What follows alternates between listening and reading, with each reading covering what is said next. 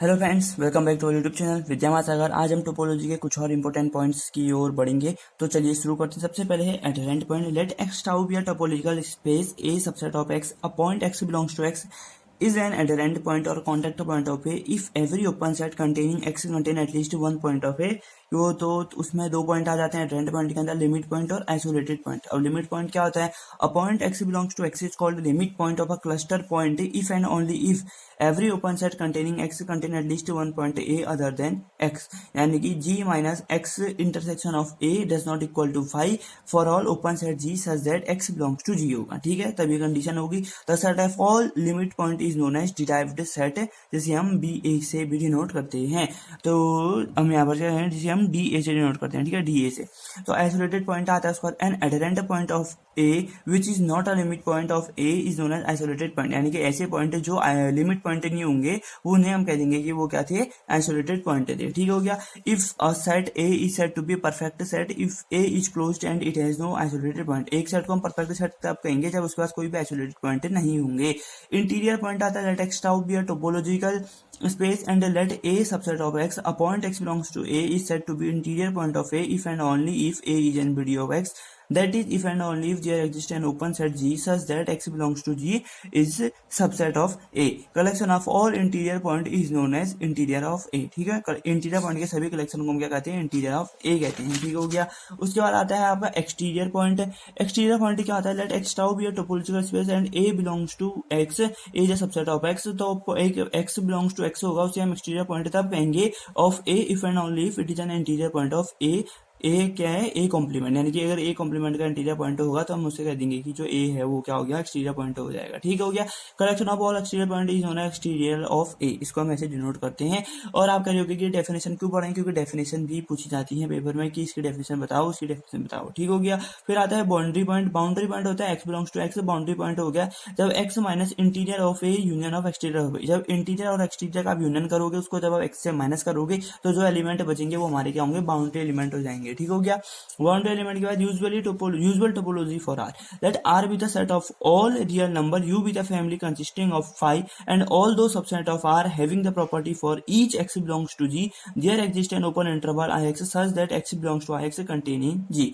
ठीक हो गया। तो आपका T1 यानी कि T1 प्रॉपर्टी होती है। आपको टोपोलॉजी में तीन प्रॉपर्टी होती है। किसी भी प्रॉपर्टी को हम टोपोलॉजिकल स्पेस प्रूव करने के लिए तीन प्रॉपर्टी सेटिस्फाई करते हैं। तो पहली है यहाँ पर since 5 belongs to U for all x belongs to I R such that x belongs to I x contain in R. तो that is x belongs to x minus epsilon और x plus epsilon के बीच में जो subset होगा are का, तो are जो होगा यूजुअल टोपोलॉजी में बिलोंग कर रहा होगा। T1 यहाँ से सेटिस्फाई होगा। अब G1 G2 यूनियन सेट है तो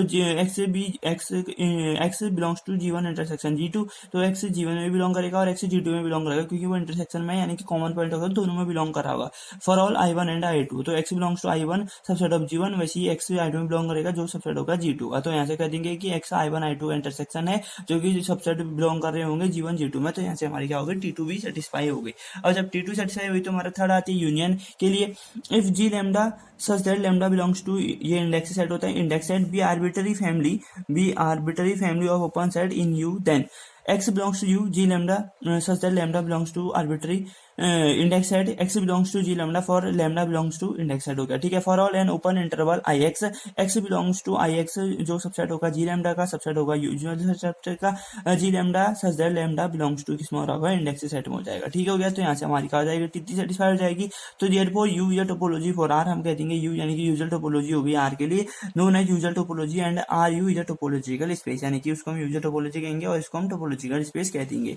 फिर आता है lower limit topology. Let R be the set of all real number and L be the family consisting of phi and all subset G of R having the property that each x belongs to G there exists a right half interval hx such that x belongs to hx for all I R is a topology for R known as lower limit topology। इसको हम क्या कहेंगे, lower limit topology कह देंगे। इसकी T1 property since phi जो है L में बिलोंग करता है, again x belongs to I R से there exists a right half open interval, तो x belongs to closed interval x to x plus epsilon open interval belongs to R। तो यहाँ पे से हम R और phi जो होगा L में बिलोंग करेगा, यहाँ से हम कह देंगे कि T1 सेटिस्फाई हो गई। जब T1 सेटिस्फाई हो गई तो T2 की जब बढ़ते हैं तो यहाँ से T2 इस तरीके से हम लेट G1 G2 दो ओपन सेट होंगे तो x G1 इंटरसेक्शन G2 में बिलोंग करेगा, G1 में भी G2 में बिलोंग कर रहा होगा क्योंकि वो इंटरसेक्शन है। तो यहाँ से कह देंगे राइट ऑफ ओपन सेट है H1 H2 में सच दैट X H1 में बिलोंग करेगा, G1 में भी सबसेट होगा, H X2 में H2 में बिलोंग करेगा तो H2 G2 का भी सबसेट होगा, तो इन दोनों के इंटरसेक्शन में बिलोंग करेगा। यहाँ से हम कह देंगे कि हमारी T2 सेटिस्फाई हो गई। फिर वही लगाएंगे हमारे जो G lambda such that lambda belongs to index set वाली प्रॉपर्टी लगाएंगे। फिर वहां से हम जब सॉल्व करेंगे तो हमारे सारा सबसेट कंटेन होगा और यहाँ से हम लास्ट में पता चल जाएगा जो union G lambda such that lambda belongs to index set है वो L ओपन सेट है। यहाँ से हम कह देंगे कि L is a topology of R, जो कि लोअर लिमिट टोपोलॉजी होती है, राइट हाफ टोपोलॉजी भी सो कहते हैं। ठीक है, राइट हाफ के बाद आते हैं हमारी upper limit topology. Let R be the, इसको जरा सा मैं फोकस कर दूं, let R be the set of all real number and L be the family of subset of R consisting of phi and all those subset of G of R। ठीक हो गया। We will having the property that for each x belongs to G there exists an left half open interval kx सजा, उसमें right half open interval था, इसमें उसमें right था तो इसमें लेफ्ट हाफ ओपन इंटरवल है। ठीक है, तो x belongs to kx हो जाएगा जो G का सबसेट होगा। then we say that L dash is a topology for R and it is known as upper limit topology, या फिर क्या कहेंगे left half open interval topology हो जाएगा। ठीक है, और तो फिर यहाँ से हम कह देंगे T1 सेटिस्फाई करेंगे, सेम तरीके से T1 हम सेटिस्फाई कर देंगे। वहाँ x से क्लोज्ड इंटरवल x से x प्लस एप्सिलॉन ऊपर में जा रहा था, यहाँ ओपन x माइनस एप्सिलॉन से एप्सिलॉन क्लोज्ड इंटरवल में जाएगा। ठीक हो गया। तो लेट G G1 G2 इस तरीके से ये सॉल्व होगा।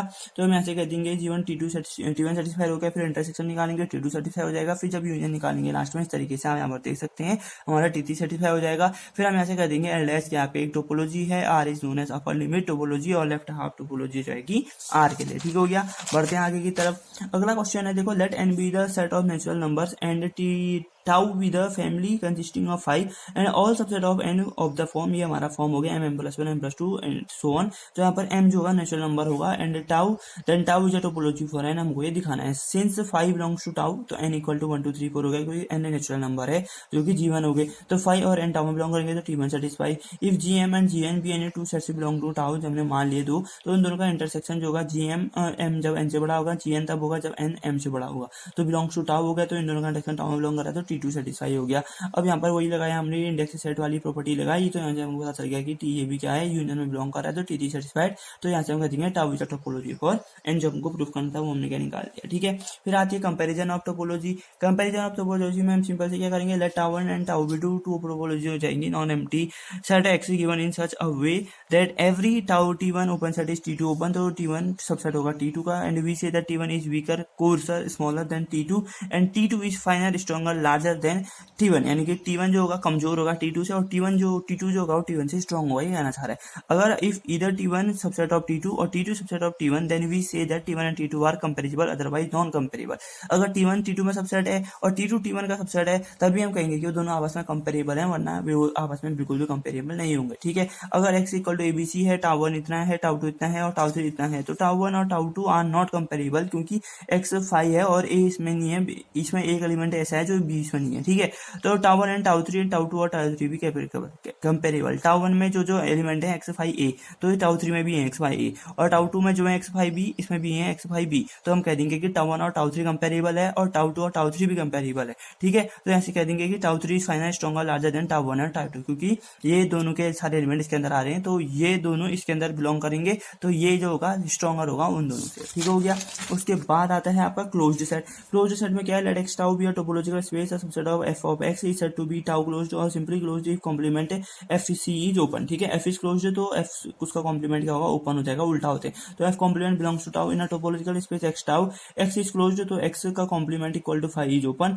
अगर phi क्लोज्ड है तो phi का कॉम्प्लीमेंट इक्वल टू x क्या हो जाएगा, ओपन हो जाएगा, उल्टे हो जाएंगे। ठीक है, तो in a discrete topological space xd every subset of x is closed on the real line every closed interval is closed, यानी कि रियल लाइन में सारे क्लोज्ड इंटरवल क्लोज्ड होते हैं। ये कहना चाह रहा है every singleton set is closed on real line, जो और हर सिंगलटन सेट होता है वो क्लोज्ड सेट होता है रियल लाइन में, तो f इक्वल टू a, यहाँ से आप देख सकते हैं, तो a भी is not closed in real line, और जो ओपन क्लोज्ड से a और b ओपन में होगा तो हम कह देंगे कि वो क्या है, रियल लाइन पे क्या होगा, क्या नहीं होगा, क्लोज्ड नहीं होगा। तो semi open interval are not closed in real line. ठीक हो गया, गिवन एग्जांपल कह रहा है नॉन एम्प्टी प्रॉपर सबसेट का जो topological such that it both open and closed हो, एक्स इक्वल टू ABC है, tau equal to x five ABC हो गया, ठीक है। एक्स का कॉम्प्लीमेंट 5 है तो ए का 5 का कॉम्प्लीमेंट है एक्स होगा, ठीक हो गया। तो ए का कॉम्प्लीमेंट BC है और BC का कॉम्प्लीमेंट कितना हो जाएगा, ए हो जाएगा, सिंपल सी बात है। तो यहाँ से हम कह देंगे जो दोनों जो है ओपन भी, ओपन के साथ साथ क्लोज्ड भी है, ठीक है। तो फिर अगला कह रहा है थ्योरम है, in a topological space extra the intersection of an arbitrary family of closed set is closed. Intersection arbitrary family का क्लोज्ड ही होगा और union of finite set closed का क्लोज्ड ही होना चाहिए, कहना चाह रहा है, ठीक है। तो हम इस तरीके से प्रूव करेंगे। तो ये हमारा इंडेक्स सेट वाला प्रॉपर्टी लगाएंगे, वो क्लोज्ड होगा तो एफ लैम्डा क्लोज्ड है, तो एफ लैम्डा का कॉम्प्लीमेंट ओपन हो जाएगा, ये हमको पता है, ठीक है। जब ये ओपन हो गया तो हमको प्रूफ करना है कि जो ये फंक्शन है इस क्लोज्ड और इसका कॉम्प्लीमेंट ओपन है। तो हम अगर इसका कॉम्प्लीमेंट ओपन दिखा देते हैं वो आपस में खुद ही क्लोज्ड प्रूफ हो जाएगा। तो यहाँ से हमने डी मॉर्गन थ्योरम लगाई, तो हमको यहाँ से पता लगा कि T3 ओपन है। जब T3 ओपन हो गया तो हम यहाँ से कह देंगे कि जो आर्बिट्री इंटरसेक्शन है क्लोज्ड सेट का वो क्लोज्ड ही होगा। तो दूसरी प्रॉपर्टी हमने जो दूसरा पॉइंट प्रूफ करना है उसमें हमने ये सारी प्रॉपर्टी लगाई और लास्ट में पता चला कि जो बाय T2 है इट इज ओपन, तो finite intersection of open is open होता है। तो हम यहाँ से कह देंगे कि जो फंक्शन है यूनियन का वो क्लोज्ड हो गया। Therefore hence finite union of closed set is closed, ठीक हो गया। फिर आता है डूर स्पेस और topological space x tau is said to be door space if every subset of x is either open और क्लोज, यानी कि कोई भी सबसेट जो ओपन हो या क्लोज हो उससे कोई फर्क नहीं पड़ता। Every discrete space is door space, x equal to ABC, tau equal to इतना, तो टाउ क्लोज्ड इक्वल टू इतना हो जाएगा, ठीक है। टाउ क्लोज यानी कि एक्स ABC, ये इसमें जो टाउ के जो एलिमेंट होंगे उसको एक्स ABC से माइनस कर दोगे। जैसे ए है, एक्स से इसको माइनस करोगे तो BC बचा, B से इसको माइनस करोगे तो AC बचा, AB से माइनस करोगे तो C बचा, एक्स से इस पूरे एलिमेंट को माइनस करोगे तो 5 बचा, एक्स से इस 5 को माइनस करोगे तो XC बचेगा। तो इस तरीके से क्या हो जाएगा, डूर स्पेस आ जाएगा, ठीक है। तो अगर दोस्तों आपको वीडियो पसंद आए तो प्लीज लाइक करें, शेयर करें, कमेंट करें, चैनल को सब्सक्राइब जरूर करो ऐसी इंपोर्टेंट वीडियोस के लिए। तब तक ले 2 गज की दूरी, मास्क जरूरी, अपना ध्यान रखिए, अपनी घराने का ध्यान रखिए, आस पास साफ बनाए रखें। मिलते हैं नेक्स्ट वीडियो में, तब तक thanks for watching, take care, जय हिंद, जय भारत।